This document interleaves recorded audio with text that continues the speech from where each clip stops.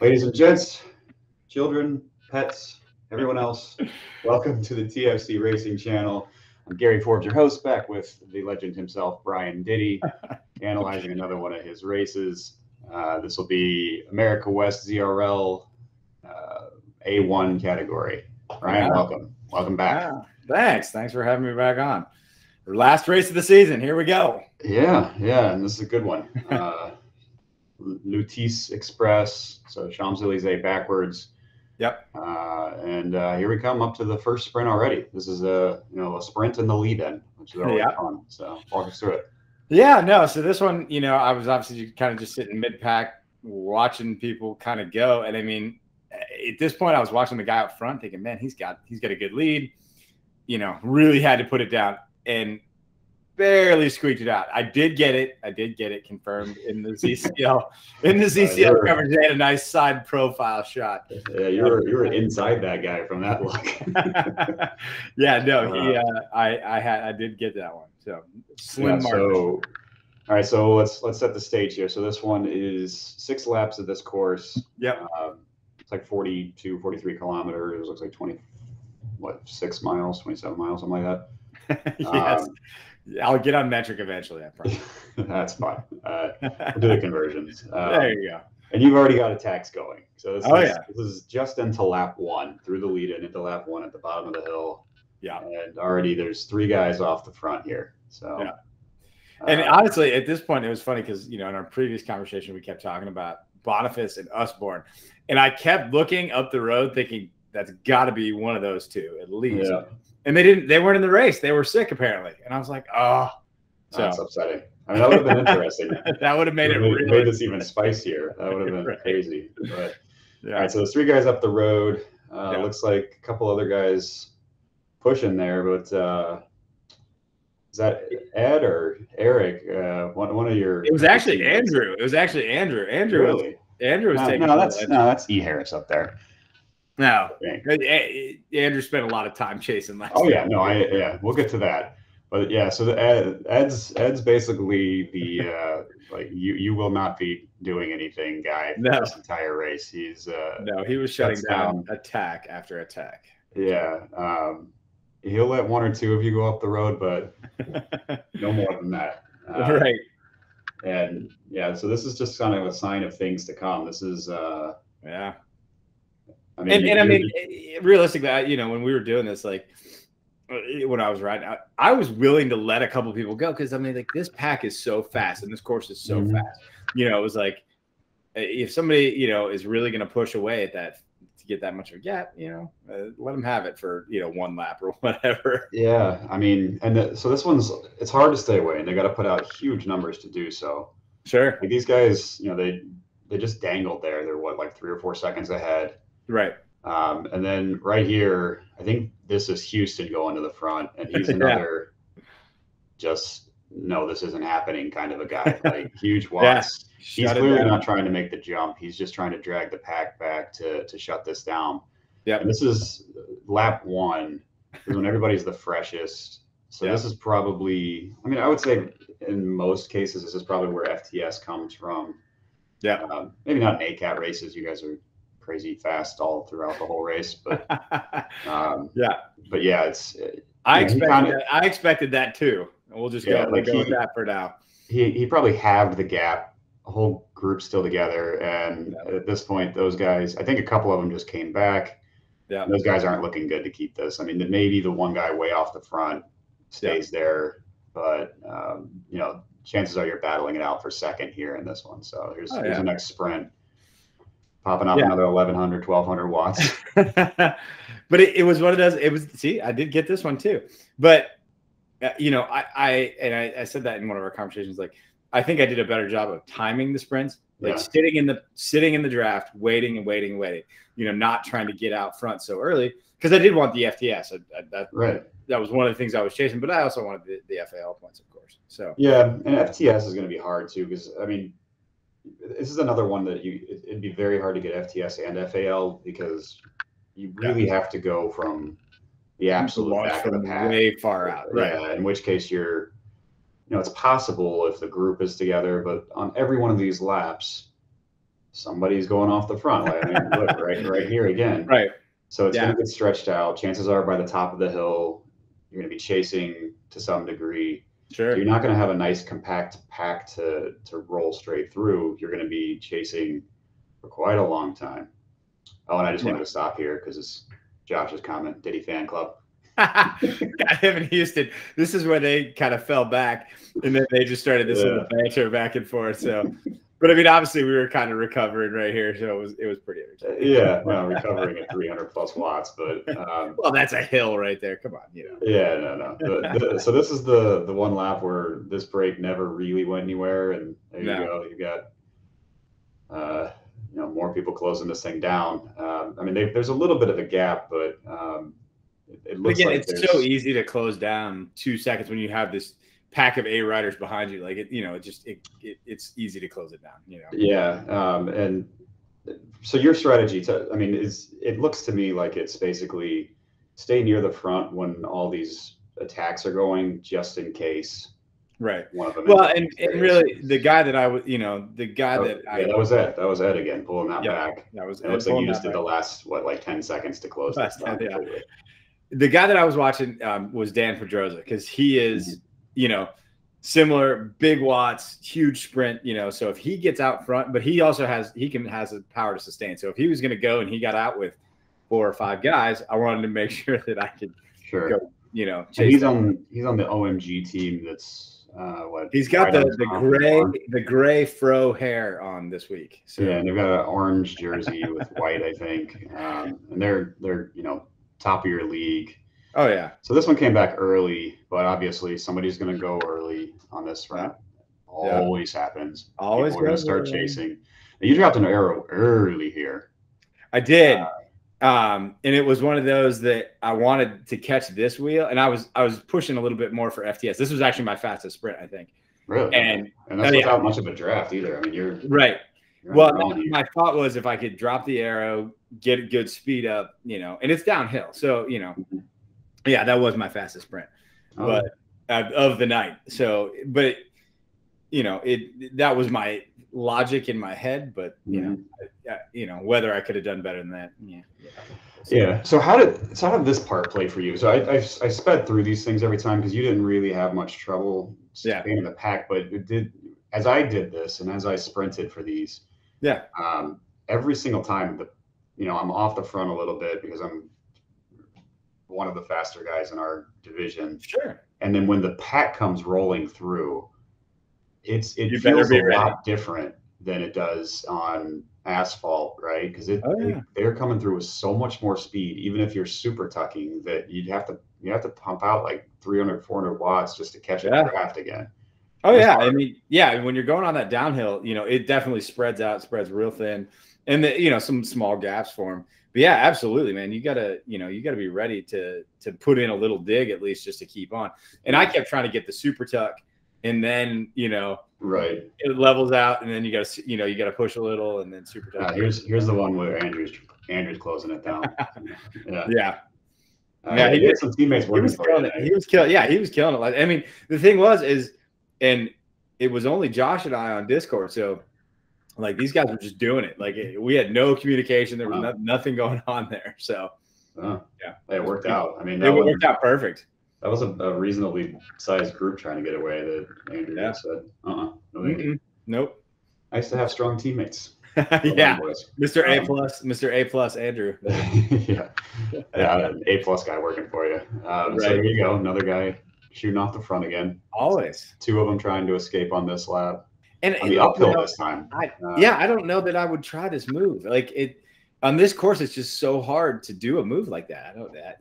Are you chasing FAL? What are you chasing? You guys are already going to be working hard going up the hill anyway, right? With the draft benefits, you have to put in some serious effort to get away on an uphill here. Absolutely. They do. I mean, they've got a little gap, but it's going to flatten out. People are going to start sprinting, and you get the group's momentum. Mm-hmm. This one, I would, I can't remember exactly what happens, but I would expect that this one comes back. Like there's just. I think that pretty much all came back. I mean, this pack they're not going to stay away forever, obviously, but sure. Yeah, I don't think those guys get FAL from 3 or 4 seconds. No, especially if these guys start chasing so early. And you're on this wheel. Yeah, I mean, holding wheels, not really dropping the hammer to quote unquote, but yeah. And I mean, at this point, like, you waited, and then you just go, But yeah, at this point, I had realized that Dan Pedrosa had absolutely smoked my top time, and my legs were pretty much thrashed. I mean, I threw down 12-1, and I was like, oh, that's going to be great. It's going to stick. Not even a lap, and he throws down 11-4. Like, come on. He's got half a second, full second on you. But, right. That was actually Ed going on a break that time that we were just criticizing. But I think he spent a little too much time closing down moves, and then he decided to have the legs to make it stick. But make his own. Yeah. But this one, let's see. We're going to see the same thing again. No, there was one that I can't remember what there was. It was so. There he goes. Yep, there they go. Little MG guy. I almost wish there was an option to remove all these names, because it's at least like in this type of a race, it's very hard. This one didn't go anywhere, obviously, at least not yet. But was this an accidental drop of the steamroller, or were you just feeling it a little bit? Yeah, it was funny. This is when I figured out there was only Josh and I on Discord, and the little overlay was over the icon of my thing. So I was trying to move it out of the way, and I accidentally just punched the steamroller. Totally not on purpose there. Not a good place to use the steamroller. I didn't find the steamroller to be that useful in this.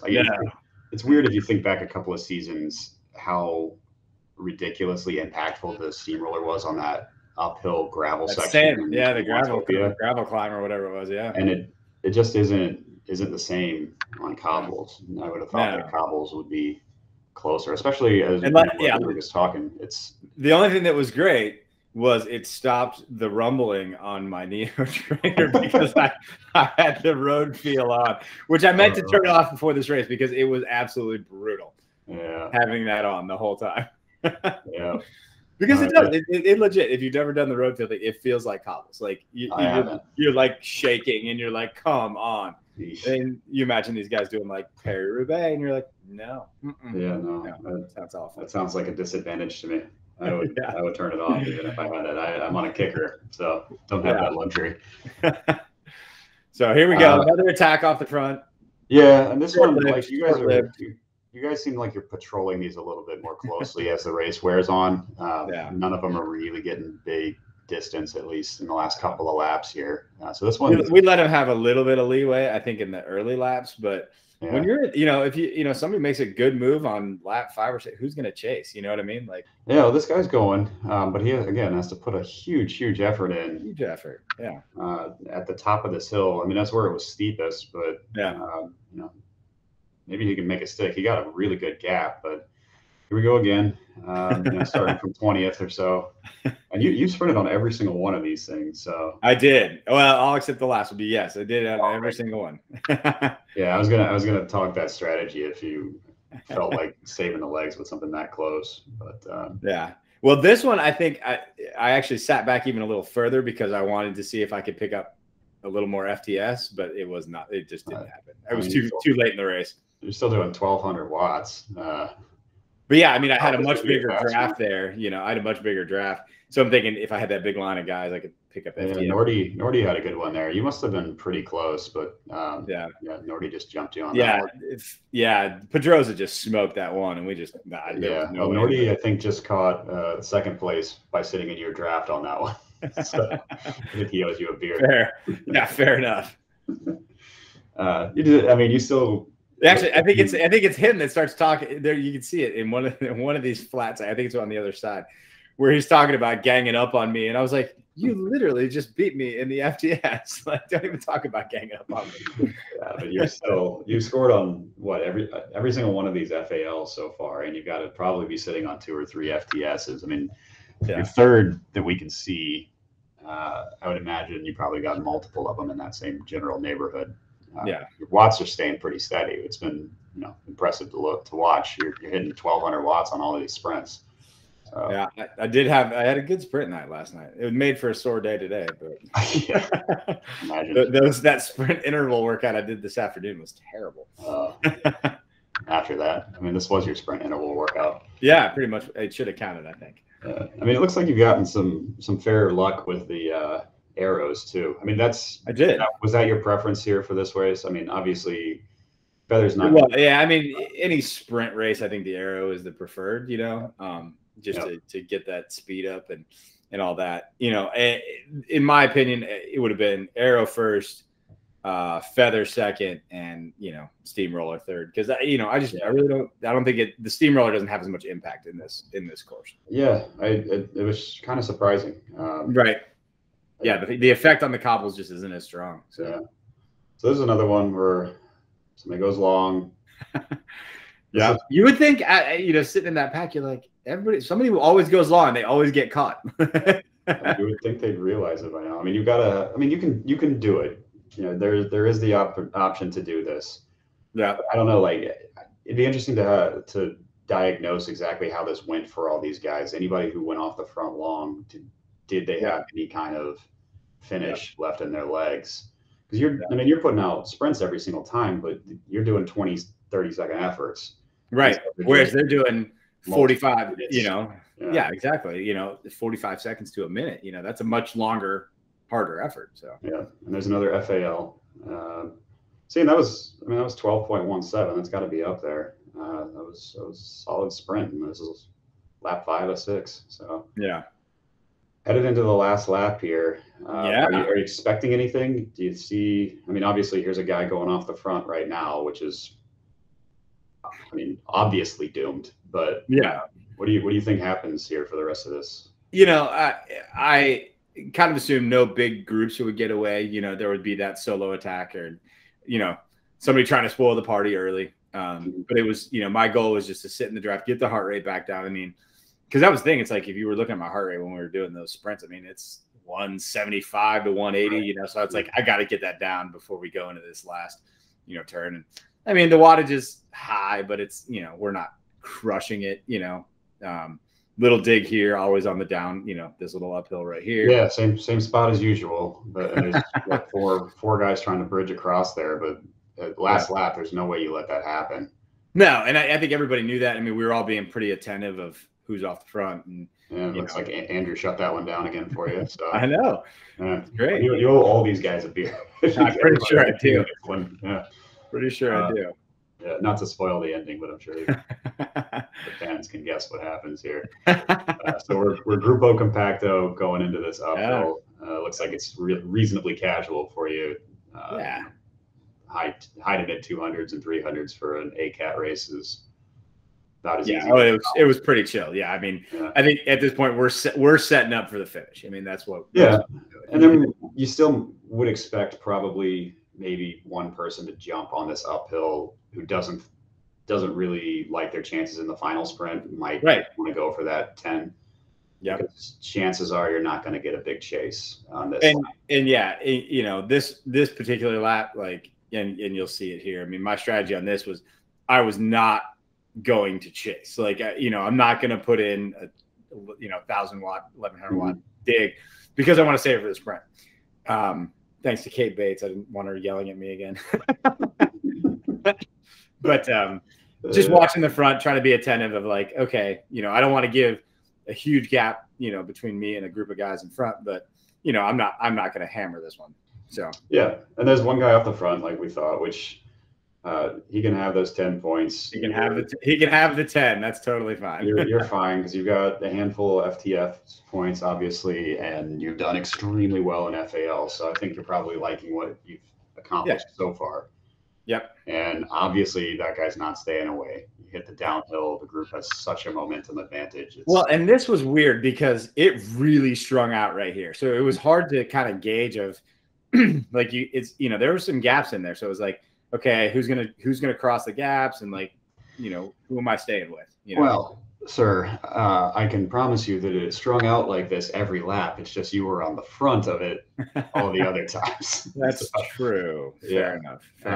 But you know it's not staying that way. Now, here's the interesting part. You have a guy going with half a mile left. So, you know, Yeah. this in old money, at least. That's almost a kilometer to go downhill with a group chasing. And he's putting out red numbers just to get that gap. Yeah. So he's basically forcing your hand here because this is a long sprint that you're launching here. This is, 500, 600 meters. Right. You're already third wheel. Yeah. With a feather chasing after a guy with an arrow. So thankfully, this guy with the arrow was just bridging you right up to the guy who. He really did. He absolutely gave me an amazing lead out, which was phenomenal. And as soon as you pass him, he dies. He absolutely dies. And thankfully for you, still got something in the legs. And there's Dan Pedroza right behind me. Yeah. If you watch that ZCL coverage, it was actually pretty phenomenal. Yeah, and so we'll watch this back again. But yeah, Pedroza's got some speed coming behind you. But he does. Wu kind of forced my hand because you're at the swell. Like you have to go there. You have to go, or he's going to take it. Yeah.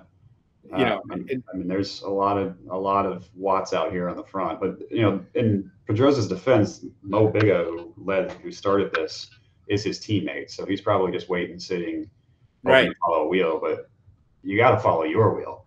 Like there's no better wheel. I think I jumped probably earlier than he thought I was going to, which obviously ended up helping me in the long run. But I mean, it worked out in my favor. But yeah, it's funny if you watch the ZCL coverage, they did a great job. They did that side angle, and they watched when my feather ran out, how fast Pedroza closed the gap behind me. It was unreal. It was, yeah. I mean, he was moving. I think he had an arrow too, which helps obviously. But there was Zwift Power. You got the win confirmed.